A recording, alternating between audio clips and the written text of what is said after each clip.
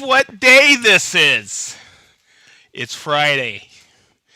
And guess what we're not going to do this week? We're not doing a best stuff. This is live! It's Festool Live! It's noon! It's Friday! Happy Festool Friday! Woo! Man, I hope you missed us because we missed you. And thank you for hanging in there. We really appreciate it. We got a wicked good episode for you today. This is episode number 61. Can't believe it. And we were just discussing, we've done 5 best ofs, right? I think is that right? Oh, isn't that cool? Okay, so let's introduce the team. We got Big D over here on the board. Hey, everybody. We have Chris the Unit Cybert on the camera. Online, we have Brent. Ow, that hurt. We have Brent answering your questions online. Over here, we have Minnie, known as Min Min. Okay, she is our rock here at Festool. And once again, we have... Say hi, Sparky. Woo, woo. Okay, he is the mellowest shop dog ever. Okay, everybody, get ready. We're going to be talking about tapered columns today. But I have an announcement first. You ready? And this is the way I'm not going to mess it up. Big D wrote it for me. Okay, we are having a giveaway right now. You can win one of 5 drills. It's my Festool giveaway, and the drill is a T18E. E stands for easy. Okay, it's open to U.S. and Canadian citizens. So what you have to do, if you already haven't done this, is you can log into My Festool or go create an account at My Festool. You can find that link on the festoolusa.com website and the festoolcanada.com website. All right? And when you go on there, click the link to finish the quick form, and that's it. The promotion ends July 12th. Today's what?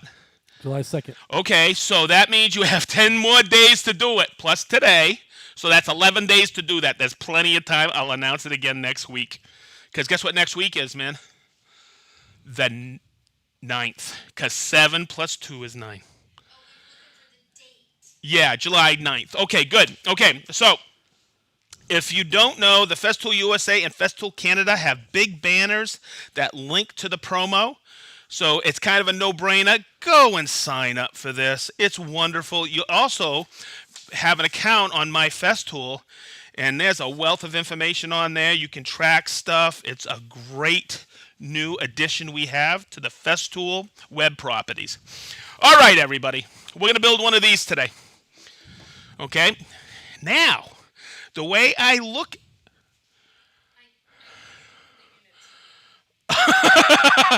We need to log back in because you're telling us where you're from. Okay. Hey, let's get the camera on there so we can see his password. Chris, you can't put that as a password. You back on? All right. God, I miss doing this. I was like, this is like really weird not doing this last week. But guess what I built last week for everybody? I finished the sys wall. Check it out. Pretty cool? And it was fun. We put up 30 cabinets last week. It was wicked, and I got all the stuff in there, and it's still tweaking because we'll do a lot more. Okay, so when I was planning this tapered column, I was thinking, well, wait a minute. Through all the episodes, because this is episode number 61, through all the episodes, I think I've taught you a lot of these things. But guess what? Questions have come up in them. So it's not like it's a review. We're actually going to take a lot of those techniques we taught you and bring it to a tapered column. Okay? Or what do you use a tapered column for? A porch wrap on a post? Or you could also use it as a pedestal. And I'm going to be doing a octagonal one for the lobby later this year out of walnut. Nice. And as I was thinking this through, I said, man, we're going to have some cool stuff going today. So hang in there. Come on over. We'll, one of the things I had to go by for that taper is I had to, it's a 4-sided, it's their 45s, but I had to make sure that I went from 250 millimeters all the way up to 150 millimeters. And the layout's really easy. But when I do something like this, every one of those has to be exact when I cut them. And I know this because about 18 years ago, I bought my first track saw to do something similar. It was a pedestal for a table. Okay, and it took me about 2 days to do this because there was two pedestals and a back to it. And I had to do, for each of these angles and lengths, I had to do a jig on my table saw.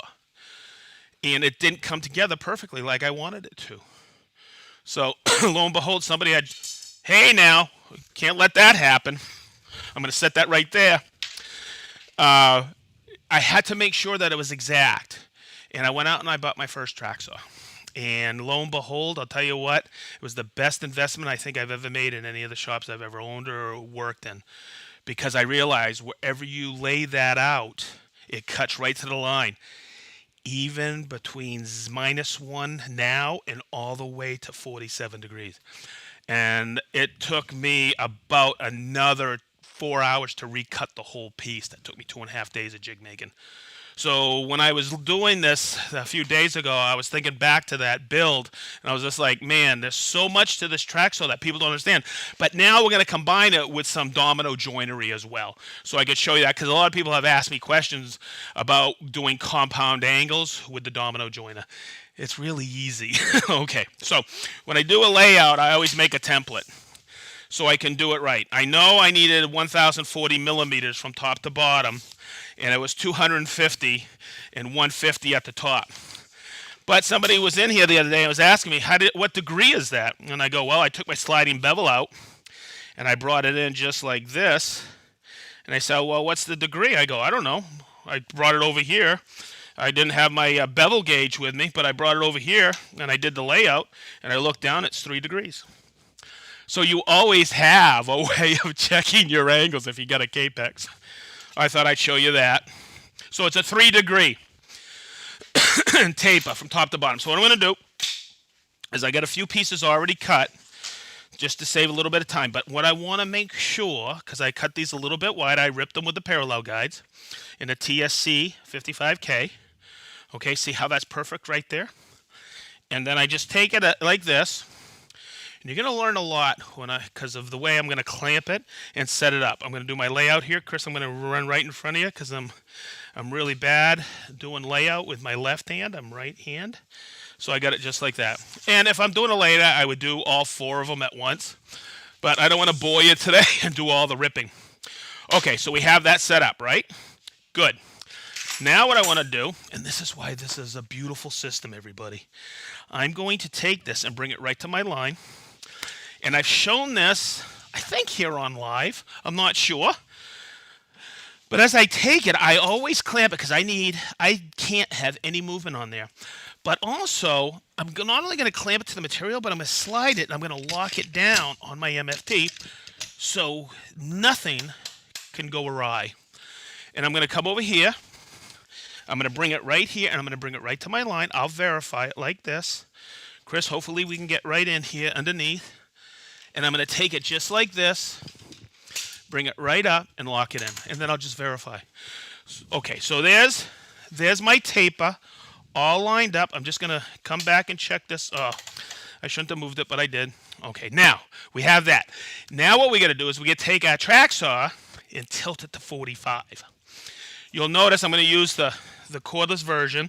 It's the new, because I really like that new blade, that 1.8 millimeter on there. And hopefully we can come over here and get this right here. I'm going to loosen this knob. I'm going to tilt it to 45. I'm going to bring it up like this. I'm going to bring it, there's a stop. But what I want to do is I also want to look at my cursor there. And I always hold it just like this. And I lock it like this. And then I come to the front and I lock it in. Just like that. That way there, you can have it exactly 45 when we're finished. Okay, so I have it like this. Now, here's the other thing I want to show you. It's a little bit of technique. See how that wants to tilt off? You'll see how I'm going to rip this today and how I use my right hand and my left hand stays on the sole of the saw. Okay, so I'm going to take my, my batteries and put them on because I'm all set up. All right, and I'm going to cycle my Bluetooth. So I've taken that off. I'm going to hit this button right here. Okay, I don't have to go to the saw because I want, and you hear that my dust extractor came on, right? I'm going to take it like this, and I'm going to hook up my dust extraction. I'm going to get that hose out of the way. I'm going to bring it back here. I'm going to verify that I'm forward of the cut, and I'm going to make that cut.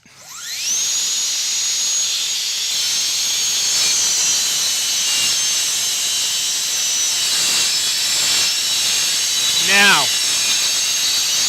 the reason I'm doing this, okay, is because you see how the saw wants to tilt?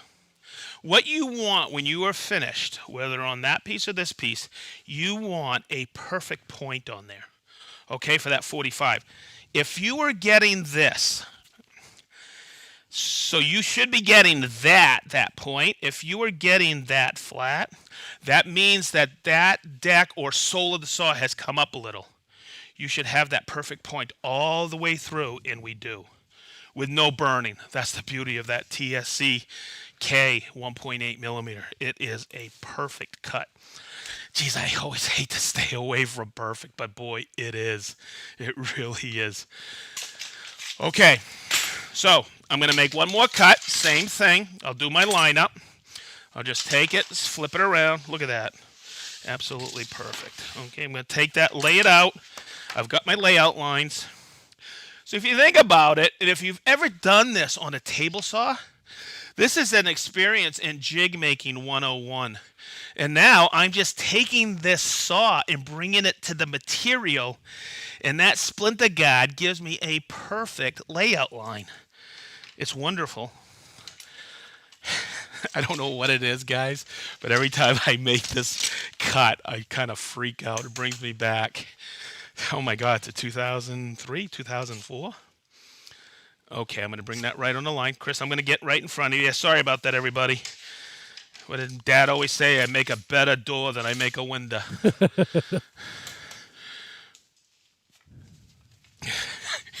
I can see my sister watching this and goes, he used to say that all the time. Okay, I got it locked down. Let's make that cut. Once again, bring it over. I get that hose out of the way. It's up around my arm. My hand is planted right there. And there we go. It's that easy, baby. Woo!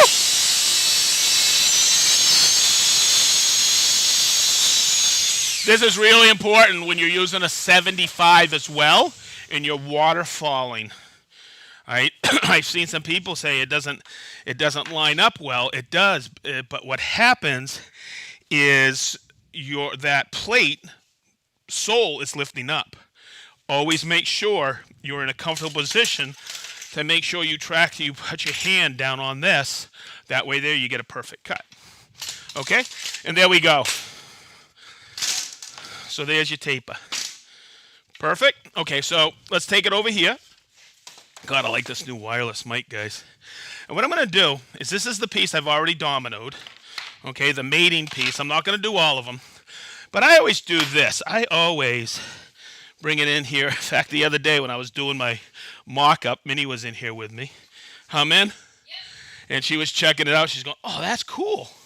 See that? Look, they're perfect. I always tell people, make the template. Take your time making the template and make sure you get your layout down. So, I will use this to refer to. Okay, and I'm going to grab my piece right here, and I'm going to make a couple of marks here. All right. T is for tight. I label things so I know when I get going and say I have 4 of these or 8 of them or 12 of them, I don't have to think about it. I know, oh man, tight means this setting's tight. The rest of them are going to be loose. And that's the only mark I have to do. Because I want to show you another part of the domino system that's wonderful for this application. Could I put marks across here and break it apart? Do one side all tight, one all side loose? Absolutely. I'm not going to do that. I'm going to show you how accurate these cross stops are. Okay. I got tight and tight. I think I'm ready to go. Let's grab this piece and bring it up here. Now, I'm going to lock it in with the clamps. Okay, and you're going to notice I'm very careful not to damage that point. So I lock it away. I keep the space. The other thing you're going to notice is I'm working still on the table. But that's okay because of the way I'm going to have this set up. The base, which we all know is this pat right here, does not get impeded by the top of the table. You'll see in a few minutes because I'll have Chris swing around here and Big D will get what I need. Okay, so the first thing I'm going to do is I am going to set my bevel. And I need to set it at 45. Well, you'll also see I'm going to take the gauge block out, but I'm going to set it at 45. Okay, but I'm also going to verify it. And if you remember in previous episodes, I took a gauge block like this. I know it's exactly 45. It was from one of the cuts. And I bring it right in here like this. Big D, I think you're right there where I need you to be, right? Yep. Look, see how the flat are lining up? So you know I have exactly 45. Okay? Now the other thing I'm going to do is make sure my plate height is bottomed out. And I'm going to lock it in here. I'm going to be using a 5x30. So I got a 5mm domino cutter on there. 30 millimeters long. Minnie, what is half of 30? All right. Miss Metric is in the house. Okay, so we have that set, and I have 15 for my plunge depth. I'm ready to go. Okay, the reason we bottomed it out, if you remember, if I had let that set for the thickness of the material, guess what? I would be coming through the bevel. I still want to use the 5x30 because I get a lot of glue line in there. Okay, now the next thing I'm going to show you, Big D, I think I'm going to have you come in here as well. These are known as cross stops. Okay, right here is a little dovetail. Okay, and right here is the part that it locks into. That's your tail, that's your pin, if I get my nomenclature right. Okay, so what I also want to show you is these are also used with the 700 because the distance from the base to the center of the Domino 500 is 10 millimeters. There it is. It's 15 on the 700. Boy, take a week off and I got to Google how to all my information. Okay, so if we look from here, see what it says DF500? I know I have them set up for the 500. If I rotate it, they would be set up for the 700, which is 15 millimeter offset. So I have them set for the 500. Okay, also on here, you're going to notice 200. See the cursor? You always read the inside of the cursor from the dovetail. So I'm going to space these 200 millimeters apart. Okay, 25 millimeters is what? Well, how many times does 25 go into 200? 200? 8. So they're roughly 8 inches apart for the imperial people out there. When you put something on the machine, always make sure it's on a flat surface. And I'm going to take that, just like this, and pull it back. See my pin? Now I have the flap here and the pin here. These give us registration points. Okay? See that? Pretty simple. And did you notice, just like the batteries on the TSCK, guess what? Always make sure the power's off when you're doing your setup. Good rule of thumb. Yeah, baby. Mr. Safety's in the house, baby. All right. So I'm going to put that on. Make sure it's off. Lock it in.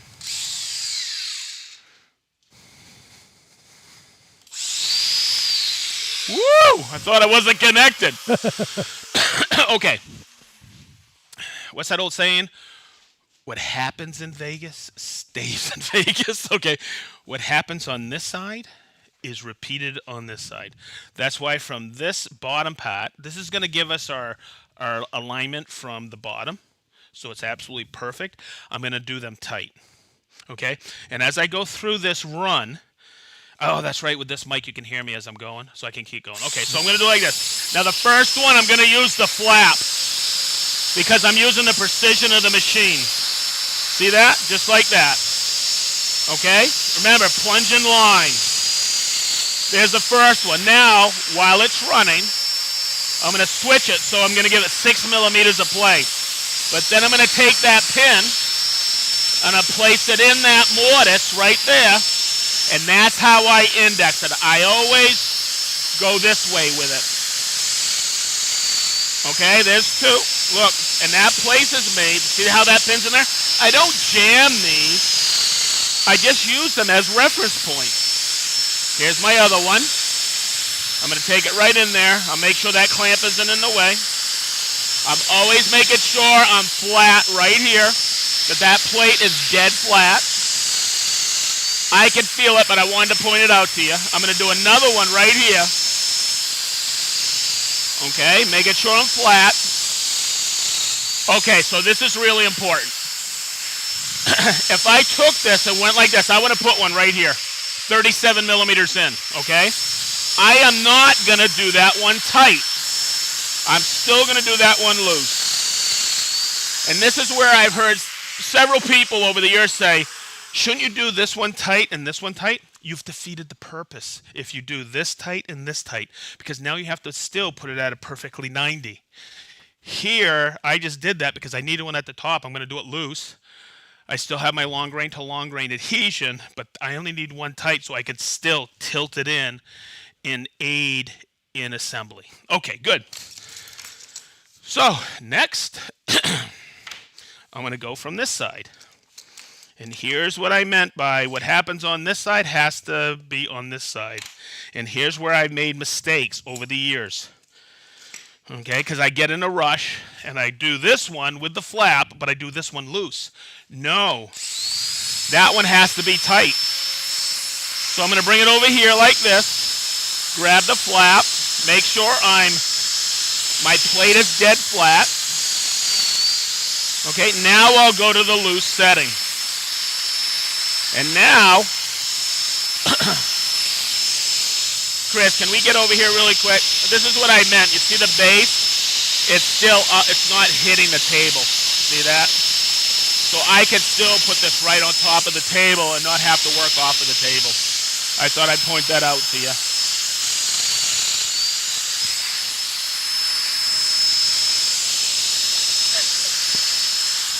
You know, when I'm doing this, I kind of laugh because I think I've made every mistake in the book I'm talking about.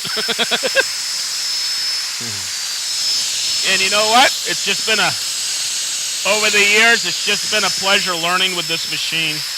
Because I've never used a handheld woodworking machine like this that is so daggone accurate. And once again, I'm going to come in here. Yep, those are lining up. I'm going to grab that and do it loose. And there we go. So, I'm going to set this. You know what? I'll set it right over here so you guys can still see that. And what I'll do is take this, and I'll grab a domino. I'm not going to put all the dominoes in here, but you'll see the spacing. See this? Now, I put this machine completely back together, right? After I disassembled everything, that I created this one earlier this morning. Okay, let's see how it all goes together. We might have to have a drum roll on this one. Oh boy, here so we go. what I'm doing is, I think I've told you, when I'm putting in the tight right here, that can be way too tight. I never sand the face here. I'm always sanding that little rib on the end. Okay, and I'm just going to take that and knock that out. Always dry fit. And just see, that goes in a lot easier. I don't have to do it with these. I'll put one here. I'll bypass those just because. Whoopsie. There we go. Just like that. I'll put this one in right here. Okay. If I had a hammer. Okay. So I'm going to put this one in. Okay. And just gentle. Don't jam it. If you jam it and it was off of here, it would blow through. Just make sure it's scented. Okay. Let's see how we're looking, kids. I'm going to bring this up, get these out of the way. All right. Get this out of the way. And let's get this put together. I'm going to get it right in there like this. Get this one in. Look at that. Look at that, kids. Look at that. And what you always want, look at that, is that long point to long point to come together. And Chris, you can come in here and check this out with that camera. Big D, you probably got it dead on. But there's your 45s right on. And here's a telltale sign. Look over here too. I'm 45 and 45 right here. So this comes together absolutely perfect. I'm aligned. I'm locked in. Clamping procedures galore. You can get fancy clamps. Sometimes it only takes what? Some tape while the glue dries to pull that long point to long point together. So, hopefully that was informative. I want to make sure, because it fell, that I have this today. Are there any other questions out there? I'm sure Brent's been busy answering questions. Where you from? Okay, I want to make sure I give a shout out to everybody today, but I want to make sure this is a really special weekend for all of us here in the United States of America. It's our Independence Day on Sunday. We call it the 4th of July because it falls on the 4th of July, and we have a very long weekend coming up. And I just want to say happy 4th of July to everybody. So there we go. Okay, Minnie, is there any? That's all we have, 3 people? There's someone on the other side? Oh, thank God. I was like, where is everybody? Uh-oh. Yep, okay, so I love this. We have Ottawa, Ontario. That's in Canada. We have Yolari, Finland. You're always there. Thank you. Bumpus, Virginia. Southern California. Go ahead, turn it around, Minnie. Oh, boy. Here we go. Ian, I knew you'd be there. How are you, buddy? Mark from the Netherlands. Julian from Lausanne, Switzerland. Chris is back from Malta. Where you been, buddy? St. Petersburg, Florida. Tom and Kelly from Eatonton. Edmonton, Alberta. Edmonton, yeah, is that Alberta? Yeah, okay. That's in Canada too, I heard. Oh, right. Whitestone, New York. Greeley, Colorado. Fenton, Michigan. St. Louis. Berlin, Germany. Estonia. Who's sick? Falls, New York. Eden, New York. And Mark from Woodcraft, D.C. Reading, UK. Union, Maine. Gary from Kent, UK. Quartz Hill, California. Gordon, you're back from Edinburgh. Don from Albuquerque, New Mexico. Houston, Texas. Mike Murphy from where? Delaware. Johns Creek, Georgia. Oklahoma City, Oklahoma. Okay, Perth, Australia. SLC. Oh, you're getting fancy on me, Minnie. That's Salt Lake City, Utah. Toledo, Ohio. Yazoo, Paramaribo, Suriname. Downers Grove, Illinois. Hove, England. Bloomington, Indiana. Gavin from England. How you doing, Gavin? Ledyard, Connecticut. Winchester, Virginia. Bloomfield, Colorado. India. Wow. Poole, Dorset, England. Huntington, West Virginia. Phoenix, Arizona. Soren from London. Rio Rancho, New Mexico. The Hague. Yeah, I've been there. That's in the Netherlands. Sagamore Hills, Ohio. Tokyo. Is that a first? It's not a first, but it's very early morning there. Hi, Tokyo. It's not Milan, Tennessee. Aurora, Ontario. Kurt from Rochester, Michigan. Belgium, Hong Kong. Steve from the island of Bermuda. Shawnville, Virginia. Springfield, Ohio. Raymond, Maine. Morehead City, North Carolina. Pittsburgh, PA. Trinidad and Tobago. Chrome Dome, UK. That really a place. Oh, hey, Chrome Dome. How you doing from the UK? Kingman from Arizona. DIY Woodworking. Minnie, you put DIY. That's because DIY woodworking is the group that's watching us. Is it DIY or DYE? DYI or DIY? Well, apparently when I'm doing it, it's the Pull in Oregon. Let's spin that around. You've been adding more people, huh? Holy macanoli. Hey, that's a new one. yeah, it is. Republic of Moldova. That's cool. Well, I'm going to have to look that one up. Where is that? Wallingford, Connecticut. I know where that is. Tacoma, Washington. Been there. Taquig, Philippines. Prattsville, Alabama. Dale Swadencoat from England. Poland. St. John, New Brunswick. Hey, I've been there. Okay, everybody. I think that's a wrap. Big D, you all good? All good. Chris, we good? How's your arms? Chris has been lifting, man, so we can support the new camera. Oh, is Sailor and Judah watching? Yep, they should be watching. Hey, Sailor and Judah. Good call, Minnie. Good to see you. Hey, I wonder if Big D, Little D, my grandson's watching. Maybe. How you doing, Danny? All right. Watch out for Nana. Okay, good. Hey, everybody. Have a great weekend. All the people here in the U.S. have a safe July 4th weekend, please. Have a great time. Barbecue. I'm smoking a brisket tonight. Oh, yeah, baby. Okay, so everybody, we love you. I can't say that enough. Thank you. We'll be back live again next week. Thanks for hanging in there. From all of us here, Brent, by the way, thank you. You're great online. Minnie, you're even better. Chris and Big D, we wish you all a happy holiday. Thank you very much. We'll see you next week.